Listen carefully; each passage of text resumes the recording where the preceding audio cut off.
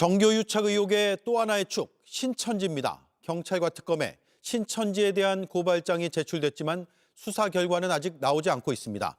경찰은 국민의힘에 당원으로 집단 가입한 의혹의 핵심 인물, 신천지의 2인자를 두 차례 소환했습니다. 그런데 정교유착 의혹이 아닌 개인 비리 혐의만 조사한 상태입니다. 배양진 기자가 취재했습니다. 이만희 총회장에 이어 신천지의 2인자로 꼽혔던 교단 총무 고모 씨입니다. 경찰은 고 씨를 지난 7월과 8월 두 차례 불러 조사했습니다. 신천지발 코로나19 집단 감염이 일어난 2020년 3월과 4월 이 총회장의 감염병 예방법 위반 혐의 재판에 쓸 법무 비용이 필요하다며 신천지 12지파장들로부터 모두 21억 원을 챙겼다는 혐의입니다.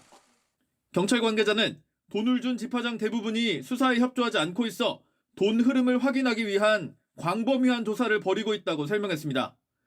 고 씨는 윤석열 전 대통령이 당선된 20대 대선 당시 외교정책부장을 맡아 신천지의 대외협력 업무를 총괄했습니다. 통일교로 치면 윤영호 전 본부장 역할을 한 셈입니다. 특히 대선 경선 당시 국민의힘 집단 입당을 주도한 인물로 꼽힙니다. 윤석열 라인에 들어간 거 맞습니다, 스님. 전 봤을 때 오늘 대성공을 했다고 확신합니다. 이후 지선, 총선 때에도 특정 시당에 신천지 신도들이 집단 가입했다는 의혹도 있습니다. 이런 신천지의 정교 유착 의혹은 지난 5월 경찰에 고발됐지만 수사는 여전히 본격화되지 않고 있습니다. 신천지 피해자 단체가 경찰청에 고발했지만 경기 남부청을 거쳐 과천경찰서로 사건이 배당됐습니다. 고발인은 일선 경찰서에서 수사가 불가능하다고 보고 김건희 특검에 다시 진정서를 접수했습니다. 하지만 다른 수사에 우선순위가 밀려 특검에서도 수사는 진척되지 않은 걸로 파악됩니다.